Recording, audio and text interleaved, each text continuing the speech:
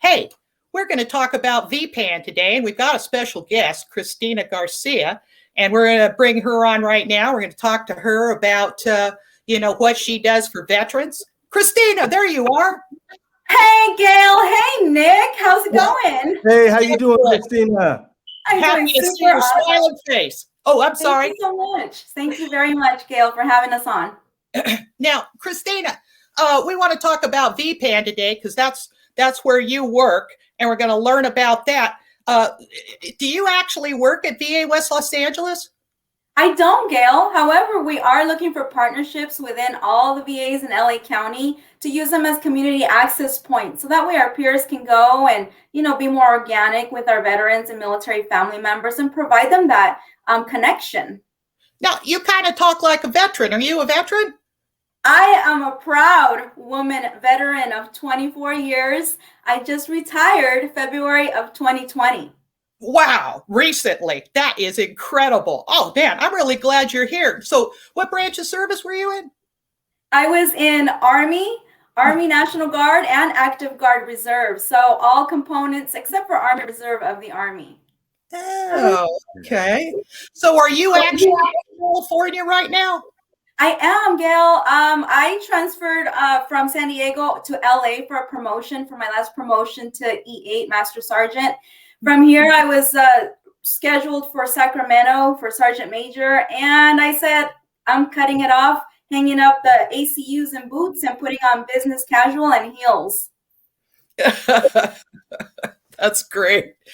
All right. Well, tell us a little bit what V.P.A.N means, because I don't know what the letters mean. And just talk a little bit about it. And Nicholas, if you need to interrupt and ask a question or something, that's what we'll do. But let's just kind of have a conversation about things that we want to chat about with you. And why don't you go ahead and tell us a little bit about V.P.A.N and what it does for veterans? Awesome, Gail. Thanks. The story that Nick shared about that veteran that took him by the hand and said, I got you. That's what V.P.A.N is, the Veteran Peer Access Network. And back in 2019, the LA Board of Supervisors, they authorized about $33 million over the next 3 years to provide a team of family members and veteran service members and to assist with the transitioning of the military member to civilian life. We all know it's so difficult, especially if you don't know anybody, or there's people out there that just don't want to give you that full story of how to apply for a benefit or how to apply for a job, So the Veteran Peer Access Network, it's trained military family members and veterans, and they're here to provide a warm handoff. So to connect with the brothers and sisters and family members out there that need the help. So, the services that are being delivered are referrals and linkages, whether it's legal, VA benefits, job placement, housing, mental health care, substance abuse treatment, evaluation and screening services, specialized outreach, case management. We all know those veterans and family members that either know what they need or don't know what they need. So our peers are going to assist with that. Now, we know in LA County, we have 5 supervisory districts, and each district has their own veteran service team. So those teams are comprised of 8.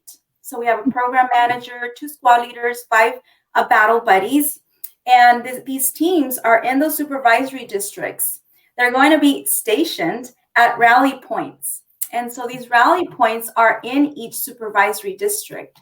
So ranging from South El Monte to Compton, Long Beach, Granada Hills, and Lancaster. And so these 5 community-based organizations we've all heard of. So for Supervisory District 1, we have JVS. Supervisory District 2, we have VOA LA. For Supervisory District 3, we have Goodwill, Southern California. For Supervisory District 4, we have US Vets. And lastly, Supervisory District 5, we have JVS.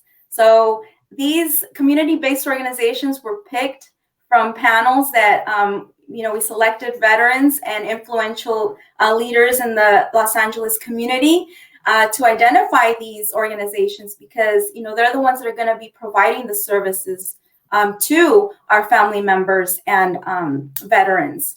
So that's the way that the teams have worked so far. We have hired 37 out of the 40, so we're still looking for a few. That if you're interested in applying, reach out and we'll get you hooked up with a position here if qualified. And so recently, we are just so excited because it's rolled out so quick, and we soft launched in January, which means that we've been taking referrals. So those individuals who need the assistance, they reach out to the warm line through DMH, which is the primary conduit to our community-based organizations. And, we get the referrals and we assist them and we take them by the hand and we say, hey, we got you. I'm a veteran. I've been through some things, but it's going to be all right. So how do you interface with Hospital Vsos and those kind of people who are actually working on benefits? Is there some kind of linkage there? There is, Gail. So we're currently using a platform through Unite Us.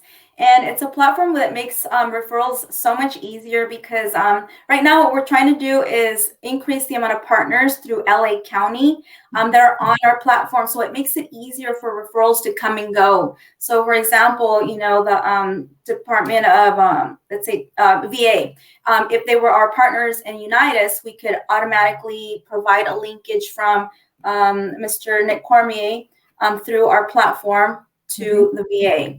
So currently we have about 35 active veteran service organizations on Unite Us, but we're increasing it, daily. So if anybody on here is in a veteran service organization who wants to be on our platform, also please contact us. And it's a very simple partner registration form. So someone just put up a note on the screen, the power of one network. Yes. That's Jose. I can't pronounce that. Thank you. That's right. And he says, the power of one network. So I just wanted to mention that and say thanks for watching the show. Yeah. It's really true, Gail. It's really true because, we know so many organizations that provide similar services, right? Resume writing, career, all of these services now, it's an all-in-one platform and it's led by veterans and military family members that have, the experience with veterans. So it's very relatable and it's, a place where it's safe, secure, and you can trust. So, I mean, it's unique. If I could look back 1 year ago and say there was a program out there for me, a retiree, I would say there is none. But now I can, say with a smiling face that it's out here for those who need it or don't even know if they need it yet. I have a question. Now, every time I get a chance, I like to stir the pot on this issue because everybody knows it's a thing. Now, transition from active duty military to veteran status. Was there, in your firsthand experience, because that's what we do on this show, is our veteran firsthand experience. And I want to ask about, did the VA come to you and help you set up in the TAP program, how you could take that program? I mean, what happened in your active duty experience that prepared you for that transition to veteran land? You know what I mean? Great question, Gail. But, unfortunately, when you're in the military, you're so taken care of, right? You have BAH, you have BAS, you have all these, dental, medical, everything's provided. When you go through the Soldier for Life program or the ACAP program in the Army, it's a 3-day program. I went to Monterey and it was great. The environment was perfect, nature hikes. But in those 3 days, they give you 3 big books, worksheets, business cards. It was very difficult to try to pinpoint a path of transition. Going from so taken care of to now you're on your own, figure it out. And unless you have that peer or that battle buddy to provide that support and hold your hand and tell you, hey, I've been there, I got you. It is so difficult. So the first few months were a little difficult for me as a transitioning retiree. I couldn't even imagine those who don't know what benefits or aren't tech savvy or don't have that battle buddy to help. We hear this quite often, and that's why I want to ask people's actual firsthand experience and not just be complaining about things, but letting people know what our needs are. Nicholas, do you have any questions for her? If you do, just go ahead. I do actually, Oh, Gail. good. Christina, you know what? Goodwill stood out to me, but I have used JVS. When I was looking at reintegration and everything and transitioning, it was very challenging for me because it was kind of like word of mouth only for me. But I was directed to JVS. So I took the test at JVS and did all of that and made my appointments there. But then, I didn't really know where to go from there. What I'm wondering is, does V.P.A.N select specific service partners for the veteran that comes to V.P.A.N? How do I get in touch? How do I know if I go to JVS or Goodwill or how does that work? Yeah, Nick, that's a question that we've had in the past, so it's nothing new. But just like you, I did also go through different organizations. Now that they're on one platform, it's so much easier. So they're based out of supervisory districts. So if you live in Sylmar, then you will belong to this district. You won't be going to the other district. And, in the Unitas platform is where we have all of our service providers. If the service provider that you need, for example, is not in there, we will find it. So that's one of the roles of our, battle buddies, squad leaders, and program managers is to find those resources that are needed in that specific district, because we know that each district is different. Each district has different needs, different resources, just there's differences. So not everyone is not standard like in the military where we have those differences. I'm loving this thing about battle buddies and platoon people and all this stuff. I mean, because it just feels good to be called. You actually hire like battle buddies as a title? Yes, Gail. That's so cool. I love that. That's really cool. Yeah, it's so funny because, of course, in the military, we understand the rank structure. We know how information flows up and down, how to filter it from the top to the bottom. And so it's funny because, my title is program manager. However, some people say first sergeant still. So I'm like, it's all good. Well, that's one of the issues at the VA. We walk in there and nobody's got a uniform on. There's no rank. You don't know who you're talking to or even who to ask to get to where. So I really appreciate, your work and everything. My gosh, Nicholas, go ahead. I know you've got more questions for her. This is wonderful. Well, no, thank you for answering, Christina. My other question was Goodwill stood out to me, and I was just wondering what kind of services. I know there's a jobs program and things like that, but I was just wondering, did Goodwill fall within a specific region? And if so, what Goodwill provided for the veteran? Yeah, so Goodwill falls under Supervisory District 3. And like I said, the panel did select each community-based organization based off of what they can provide, what they've provided in the past, and what they feel they can provide in the future. So, there was a lot that went into these selections. I mean, believe it or not, we were in these panels for a couple hours, actually a few hours, deliberating, okay, is it a good fit? Is it not? So, Goodwill does provide employment opportunities, but for the most part, they will be doing referrals and linkages out into the community. Supervisory District 3, for example, is one where we do need more partner registrations. So, the resources are out there. It's just a matter of finding them and linking them to the proper entities. So the proper entity, here's the question for you. This is all wonderful stuff, but how does a veteran know to contact you? Where are they going to find you to say, please help me? I mean, how do they do that? So one is word of mouth, right? What we're doing here is providing the information to our brothers and sisters and family members out there. Share this, please. We also are on social media, so Facebook, Instagram, Twitter.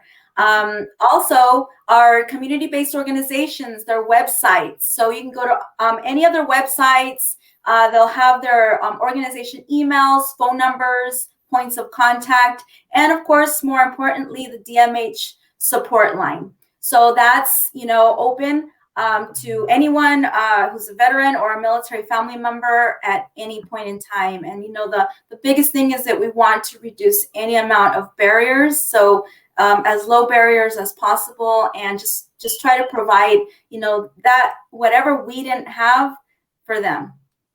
Thank you, Melanie, for that comment. She's going, yay, battle buddies. I see her little message right there. Oh, yeah, this is great stuff. You have anything else, Nicholas? Well, yeah, Jose Barraza is giving the Air Force. JVS was my lifeline to employment after transitioning from the Air Force. Herb and Thomas were the rock stars that changed my path. All right. Fantastic. Air and Force. those are the things, yes, we're going to be highlighting the success stories as well, because I think it's very important not only to highlight the success stories of those we're helping, but those that are doing the work. So this upcoming Wednesday, we're going to have an all hands on deck. So that means all our WARN staff, all our DMH teams, and our community-based organizations. So we're going to have a special guest, Dr. Sharon. And so it's just exciting times, and I'm very thankful to be on here today and to be sharing the platform with two veterans who I admire. And Tess, thank you for allowing me this opportunity as well. Yeah, she's coming up next. That's okay. I'm glad you brought her up, because so you interface with the Family Wellness Center and Executive Director Tess Banco then. So she's going to be on the show next. And I'm hoping you can hang around, and maybe we'll have both of you on at the same time to try to, link up the interface between those two entities would be nice to talk about, or something like that. But man alive, I am so happy to meet you. I mean, seriously, this is a wonderful thing. I love hearing about it. I am going to absolutely look into the easiest possible access, to this kind of thing, and let other veterans know about it. And hopefully, they're watching this show, and it's something that they'll be, they'll be able to access easily. I mean, that's always the issue. It's like, 17,000 military links one day. They gave me that, and I went, what? I'm supposed to sort through this, So this is a really good thing. I appreciate all your hard work. Anything else, Nicholas, before we say goodbye? Just a thank you to Christina, and a thank you to SCG V.P.A.N. Thank you all.